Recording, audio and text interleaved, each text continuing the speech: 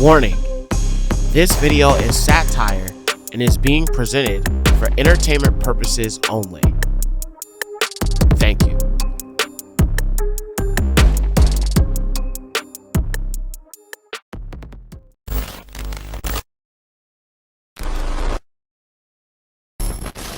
Think that black people played a significant role. Do you not think that African Americans played a significant role in building this country? No. How could you? Oh, okay. All right, well, do you think white people are better than black people? Let's just get right to it. Do you think white people are better than black people? Better in the sense that... What, better in what sense? I'm about to tell you. In that they create and black people destroy. Holy crap, dude. I'm still in awe that you are like a real person who genuinely has this perspective. I thought this was just like Uncle Ruckus in the Boondocks. No, like, Uncle Ruckus in the Boondocks. No.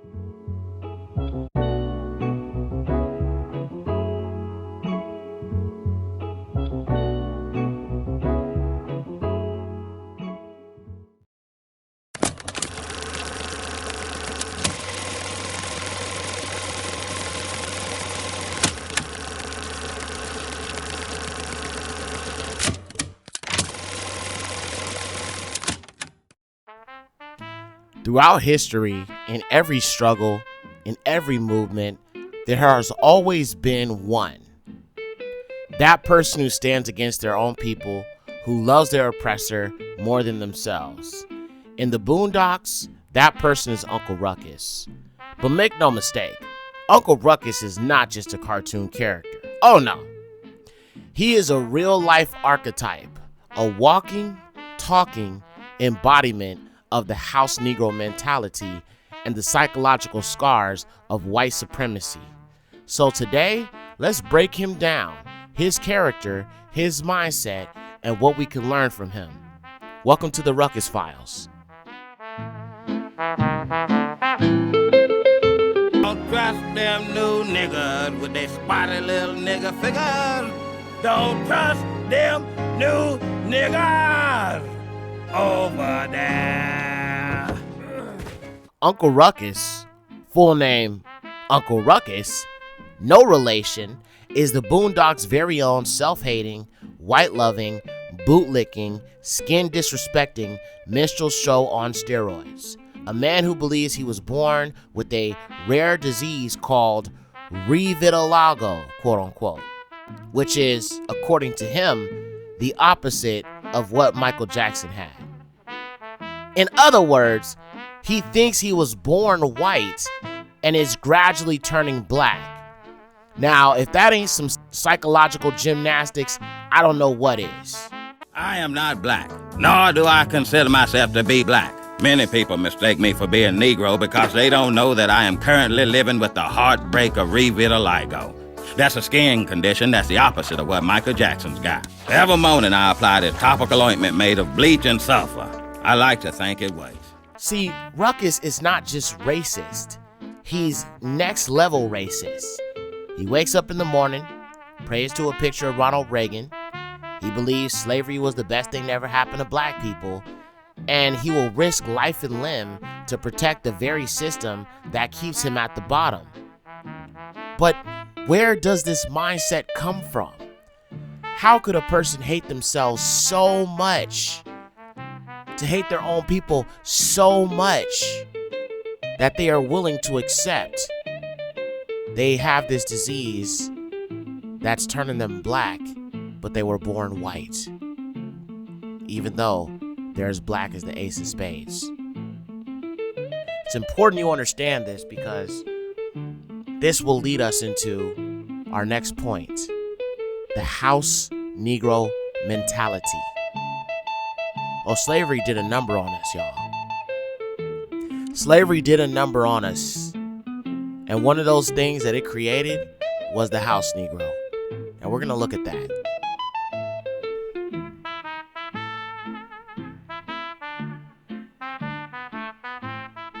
To understand Uncle Ruckus, we gotta take it back, way back, to the days of the plantation.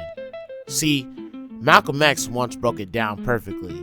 He said there are two types of enslaved people, the field Negro and the house Negro.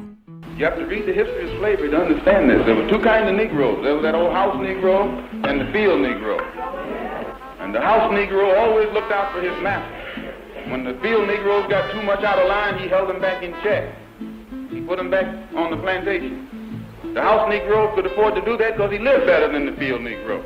He ate better, he dressed better, and he lived in a better house. He lived right up next to his master in the attic or the basement. He ate the same food his master ate and wore his same clothes. And he could talk just like his master, good diction. And he loved his master more than his master loved himself. That's why he didn't want his master hurt. If the master got sick, he'd say, "What's the matter, boss? We sick?" When the master's house caught a fire, he'd try and put the fire out. He didn't want his master's house burned. He never wanted his master's property threatened. And he was more defensive of it than the master was. That was the house Negro. But then you had some field Negroes who lived in huts, had nothing to lose. They wore the worst kind of clothes, they ate the worst food, and they caught hell. They felt the sting of the lash. They hated their master. Oh, yes, they did. If the master got sick, they prayed that the master died.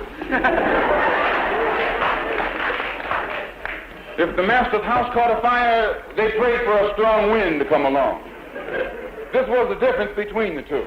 And today you still have house Negroes and field Negroes. Yeah. I'm a field Negro. The field Negro was the one who knew he was oppressed, he hated his condition, and he wanted to be free.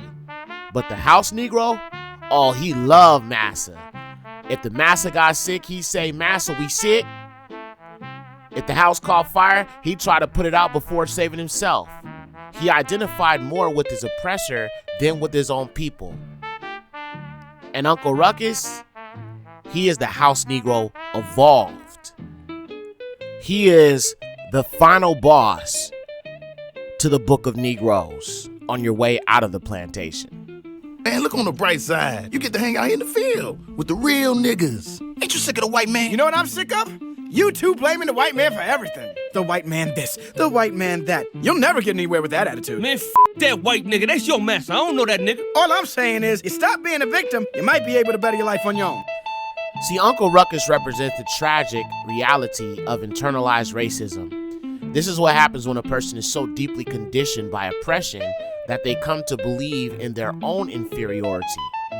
Psychology calls this cognitive dissonance, when you hate who you are, but instead of confronting that pain, you adopt the beliefs of the very system that oppresses you.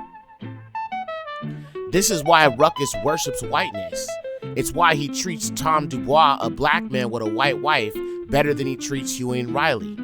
It's why he denies his own blackness with every breath, but make no mistake, he is not alone. Fast forward to today. Do house Negroes still exist? You bet. Except now, they ain't just polishing Massa's silverware, they out here polishing Massa's image, begging for white acceptance, and thinking dating a white woman makes them superior to their own people. The question is always posed to me, and people who I believe are not acting in good faith. Some of them may be jealous or haters. Some of them may be brainwashed or confused or even misinformed about interracial dating. So people that know me know that my wife is white, right? Wait a minute, I'm sorry. You think that we hating on you because you with the colonizer? Get him. So I guess your black mother wasn't good enough for you, so you turned around and left oxtails so you can get some tuna casserole with raisins in it? Get him. Listen, let me just say this in all fairness, an unseasoned Negro definitely is not invited to the cookout because Becky over here done put sugar in the mac and cheese. Get him. And then my oldest son, his mom is white. Brother, what's that? What's that, brother? Me and her met in college way back in 2010. So people criticize me and they criticize other black men. Although if you look at statistical data, most black people marry black people at like 80%, white people marry white people, whatever. It's just a phenomenon where there's a crossover. And people criticize me sometimes, and they especially from black people. Oh, you a traitor to your race. Black men shouldn't date white women. You just date white women, as if it's some fetish or something crazy like that. But let me break it down to you. And I made a video a while back that got millions of views where I spoke about this a long time ago. But I'm going to give another statement about it just very quickly so people can understand. People get caught up in their emotions and get caught up in rhetoric and think it's about race. No, it's more so about availability to certain women and culture. Normally when you see men who make it in the NFL, NBA, and they go marry white women and people perceive, oh, that person's a sellout or whatever the case may be. No, it's because that person has now been interjected into a different culture. And I said this in my last video about family, marriage. When you look at the statistical data, you see that 70+% of black households, children are born out of wedlock. I grew up, you know what I'm saying? You want a woman that's agreeable. You want a woman that's going to be nice to you. You don't want a woman that's argue with you all the time. You don't want a woman that want to wear the pants. And y'all battling who the man in the house. And unfortunately, from my personal experience, and it's obviously not the experience of every person, is that certain cultures of people, typically lower income, poor people, have this mentality that is not productive. I would argue counterproductive to marriage and to things that successful people want to obtain. Oh, I got you. So basically you're saying that black women are not feminine enough. They like to wear the pants. Black women are not capable of wanting to be married or becoming a wife. Black women are very aggressive and not nice to you. Okay, so basically black women are not capable of any of these things, even though you just admitted that your previous child's mother is white and you had a child with her out of wedlock. Huh. Interesting. But this is what I call self-hate, family. He loves white women because he loves the white man. It's just that simple. I could say the same thing about Jesse Lee Peterson. I could say the same thing about Candace Owens. Most people that interracially date and go after the colonizer, they have a long laundry list of everything that they hate about black people, but they don't have a long laundry list of what they hate about the white man. Listen, I could write 5 novels about what's wrong with the white man. Now, the reason why I wanted to show you that example is because I believe it is the perfect personification of the house Negro mentality. Hatred for black people while idolizing white supremacy. Now, let's be clear. The Boondocks doesn't just portray Ruckus for laughs. Nah, Aaron McGruder, creator of the Boondocks, was surgical with this. Ruckus is satire. He is every self-hating black figure throughout history turned up to 1,000. He is Clarence Thomas, Herschel Walker, and every pull yourself up by the bootstraps mouthpiece who ignores systemic racism while caping for sour cream supremacy. Yeah, sour cream. Like, you know the stuff you get in the store. Do you like sour cream? And eating sour cream, of course. It's delicious. Oh, you could like lick the bone.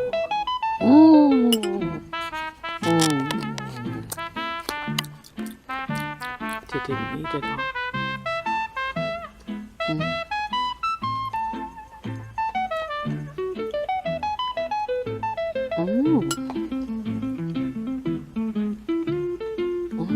I don't know if you're supposed to eat it like this, but I don't care. Now, to better understand the psychology of the Negro and the house Negro mentality, we will be taking a look at some of the most defining episodes that help us better understand the mindset of Uncle Ruckus. I will be choosing a few episodes out of the first 3 seasons, which I think perfectly demonstrate the complexity of the mindset that is Uncle Ruckus.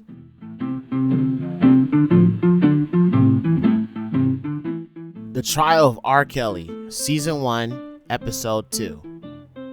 First up, we have The Trial of R. Kelly, an episode that puts the divide between reality and blind loyalty on full display. Now, we all know R. Kelly was wildin'. The evidence was overwhelming. But in this episode, we see a split in the black community. Those who hold him accountable and those who protect him in the name of supporting a brother.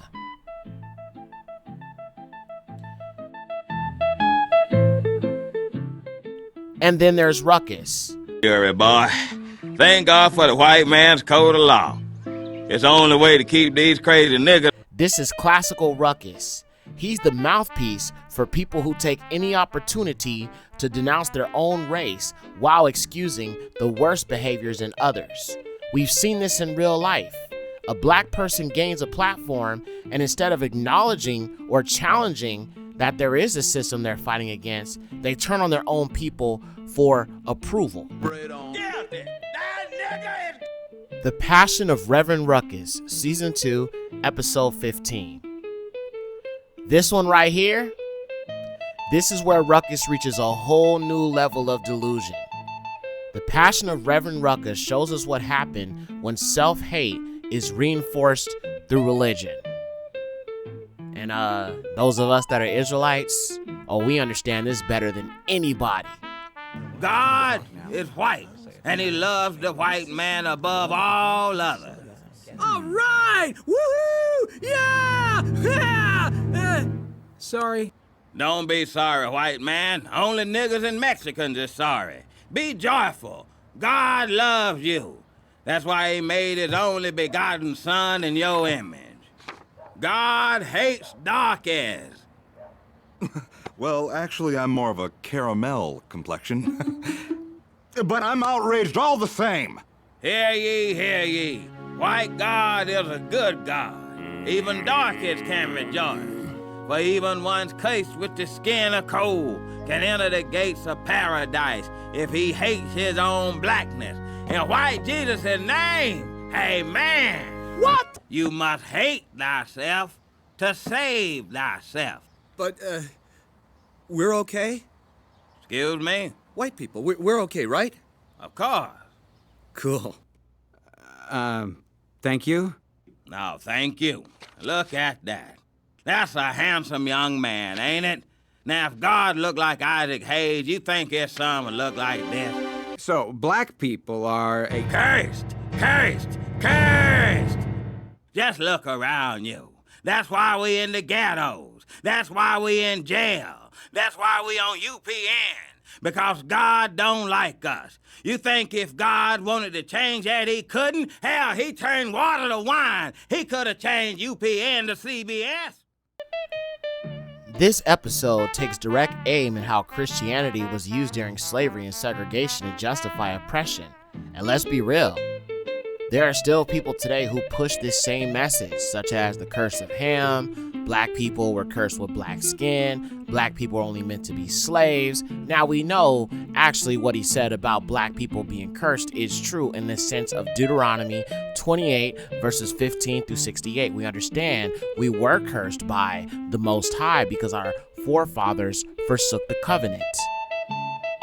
But what the white evangelical Christians have told us is that we're cursed with black skin and we're actually cursed descendants of Ham, when in actuality we are cursed descendants of Shem, descendants of Jacob. Many believe that blackness itself is a punishment while whiteness is divine. Ruckus is the extreme version of this, but he represents real ideologies that have been passed down for generations, including the image of the white Messiah. We know that the Messiah was a black man. But you can't oppress a Negroid people with the image of a Negroid savior. And even when you think about old films, old movies where you see the heroic characters depicted as blue-eyed blonde hair, if the white man is depicted as God, then by extension the black man is depicted as Satan. It's just that simple. Let's keep going. The Uncle Ruckus reality show, Season 3, Episode 9. This episode is genius. Aaron McGruder does a really good job of breaking down how white-owned media profits off of black people embarrassing themselves. Ruckus is given a show that's literally just him being anti-black for white entertainment. I think it's interesting I got 32 jobs and most niggas say they can't find one. Niggas. Now, one of the great pleasures of my day is taking all these pretty little white children. And isn't that real? How many times have we seen networks push the most ignorant, most content while ignoring real black stories? This episode shows that Ruckus, for all his hatred, is still a pawn, and at the end of the day, they're just using him as a joke.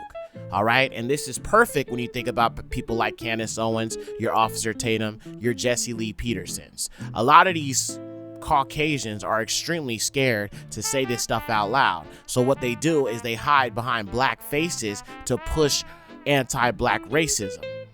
And then they sit back and they roll in the dough, which also goes to show when you look at a lot of these influencers and how well anti-black rhetoric pays, you understand that anti-black rhetoric is highly monetizable, and there's a lot of money to be made in anti-black rhetoric. The Color Ruckus, Season 4, Episode 4. Now this right here is the most important episode for understanding Uncle Ruckus. In The Color Ruckus, we see his childhood. His father was the original self-hating black man. I remember him making me feel very ashamed for my very own whiteness. Constantly telling Ruckus he was worthless because he was black. This is where we learn that Ruckus wasn't born this way. He was taught to hate himself. He was taught to equate blackness with inadequacy and incompetence. And this is real. Many black children grow up in environments where they are told directly or indirectly that blackness is a burden, that they have to work twice as hard just to be accepted. This episode is sad because it shows that self-hatred is generational, and until it's broken, it keeps repeating. Is that my fault? He's not a Mexican, he's our son. You always treated me different. You never loved me because I am adopted. Now, this scene is very, very interesting to me because this is where we see the crack in Uncle Ruckus's armor. After years of proudly preaching that he was born a white man with revitiligo, after years of calling himself superior to other black folk, he finally has to face the truth. It kind of reminds me of when a lot of these and these get their Negro wake-up call, where they had to come in terms and accept that all these people that they wanted to be accepted around, a lot of these people that they wanted to step and fetch for and go to war for, only use them as tools and props and feel the same way as they do about this Negro as they do every other Negro. All you got to do is, you want to know how a white person really feels about you? Just tell them the truth. Get them angry, and the real racism comes out. See, up until now, Ruckus could always deflect. He could always laugh off the abuse. But something about being back home, sitting at that table, and being forced to re-experience the abuse he faced as a child, it breaks him. You see, this ideal of white is right, him being born with revitiligo, and all of these things is a coping mechanism. It's a mechanism that he has to deal with because he is fully aware that America is racist. He is fully aware that America works systemically against black people. And so to cope with that, he has created this alternate ego of himself that sees himself as white. And he did this to be accepted in white spaces. It's a cope. And when his father tells him the actual truth, there's a cognitive dissonance which produces this emotional response. Much like people can get their Negro wake-up call and still be in denial. For the first time in the series, we see doubt in Uncle Ruckus's eyes. We see that deep down, some part of him knows the truth. Some part of him wants to stop running from it, and in that moment, he does something we never thought he would see.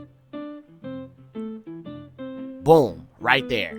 That's the moment. That's the closest Ruckus has ever come to breaking free. But before he can sit with that thought for too long, his father, the original Uncle Ruckus, shuts it down with another wave of abuse. And what does Ruckus do? He folds. He goes right back to his self-hating delusions because that's the only way he's ever known how to survive.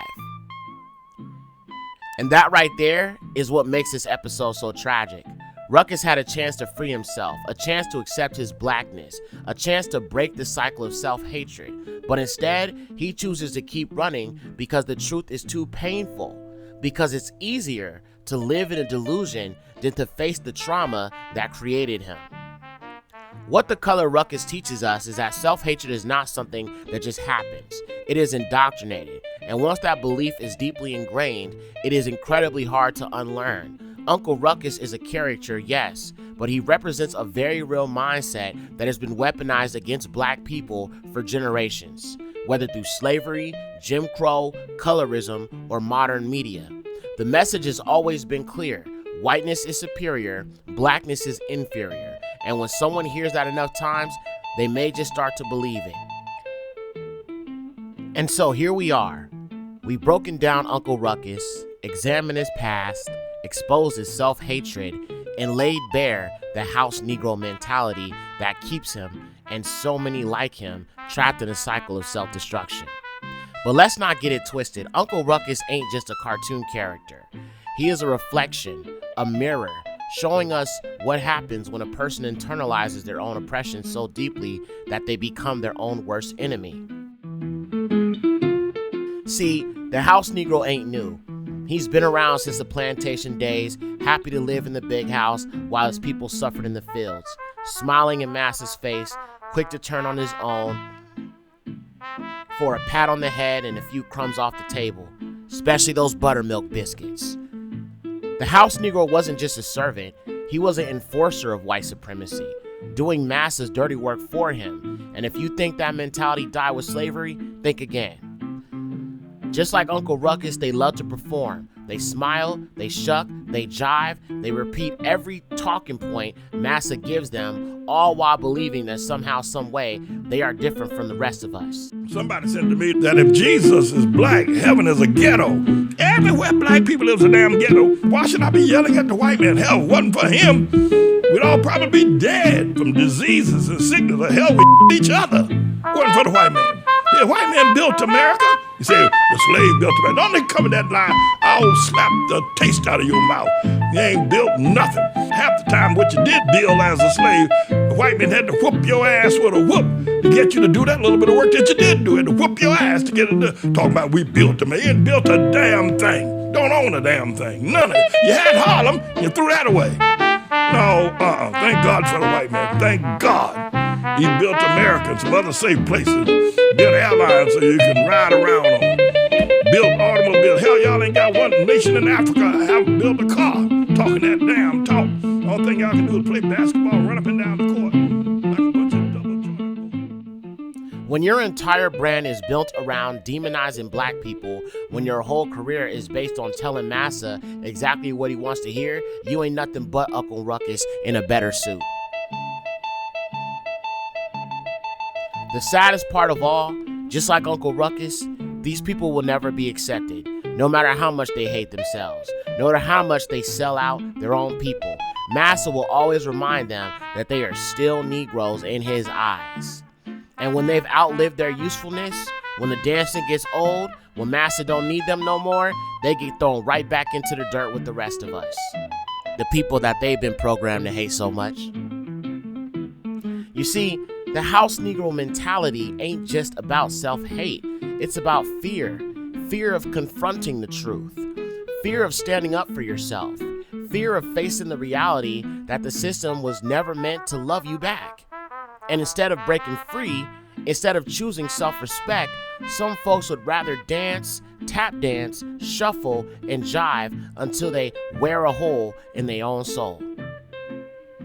But the truth is the house Negro can only survive as long as we allow them to, as long as we give them platforms, as long as we let their words carry weight, as long as we fail to call them out. But if we finally decide to cut the strings, to stop feeding into the act, to let these ruckuses and tap dancers fade into irrelevance, then maybe, just maybe, we can finally put the house Negro to rest. And if they look a certain way, they're an oppressor. From colleges to corporations to our culture, people are making money and gaining power by pretending we haven't made any progress at all, by doubling down on the divisions we've worked so hard to heal. You know this stuff is wrong. Hear me clearly. America is not a racist country. So this is an article from NPR.org, and it says segregated facilities are no longer explicitly banned in federal contracts. So now segregation is allowed again. He's bringing back segregation while these white... It says after a recent change by the Trump administration, the federal government no longer explicitly prohibits contractors from having segregated restaurants, waiting rooms, and drinking fountains. The segregation clause is one of several identified in a public memo issued by the General Services Administration last month, affecting all civil federal agencies. The memo explains that it's making changes prompted by President Trump's executive order on diversity, equity, and inclusion, which repealed an executive order signed by President Lyndon B. Johnson in 1965 regarding federal contractors and non-discrimination. While there are still state and federal laws that outlaw segregation and discrimination that companies need to comply with, legal experts say this change to contracts across the federal government is significant. So they're saying America's not racist. Then why are we going back to a time where America was clearly racist? Don't you let these Negropeans gaslight you, because that's all they freaking do. Now, they're not saying anything about this, I noticed a lot of these people saying America ain't racist. They are not talking about this. They are not mentioning it. Okay? And what's so interesting is all the tap dancing that these Negropeans have done, and they're still not in any position of power. There are no black people in Trump's cabinet. Candace Owens was not chosen to work for his administration. You see how you get treated? You see? You do all the tap dancing, all the buck dancing, but these white people still see you as just another nigga. Just like the rest of us. Sorry. I'm sorry. Just have a banana. Eat the banana. Eat the banana. It's gonna be okay. Eat the banana. Eat the banana. Stick it in your mouth. Stick it in your mouth. Stick it in your mouth. Stick it in your mouth. Stick it all the way in there. Get it in there. Get it in there. Get it all the way in. As deep as it'll go. Okay. All right. What kind of gerbils eat into the cheek? That's good. Keep eating it. Suck on a banana.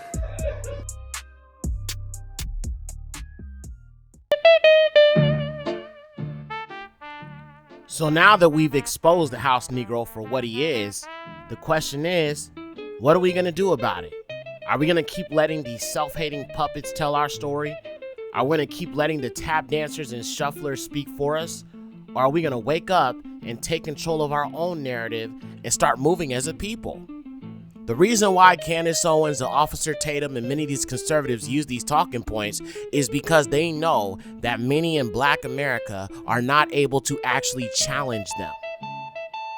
The first thing to destroying the house Negro mentality is to challenge all European white people talking points that they tend to recite.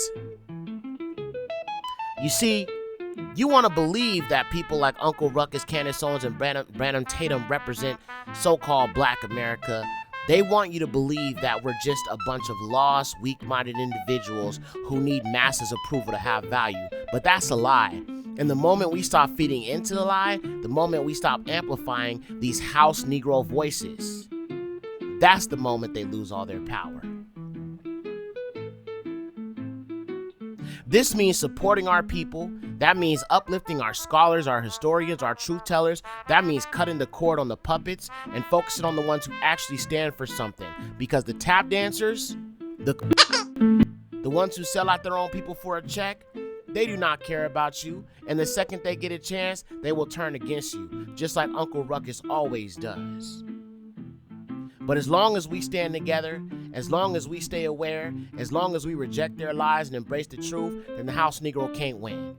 His whole existence depends on us being asleep, but we ain't sleep no more. We wide awake, and when the people wake up, the game is over. So let's just shut down the tap dance, let's stop the shuffling, let's put the house Negro back where he belongs in the past, because the future belongs to us.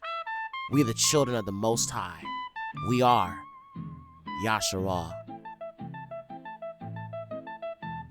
Thank you so much for watching this video. If you enjoyed it, please be sure to subscribe, comment, and hit the like button on this video. And if you do care, please share. Thank you so much. This has been Yekcyr with another video essay. Shalom.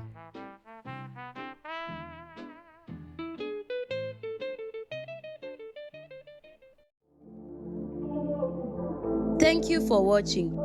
Don't forget you can support this channel by Cash App, $MalkiYah Music. Also be sure to check out the Patreon for uncensored documentaries, films, deep dives, and much more content that you won't find here on YouTube. Check out the merch store for the latest strip. And let me not forget to say, if you haven't already, subscribe and hit that like button and tap in with us. All praises to the Most High, Yahuwah, the highest. Shalom.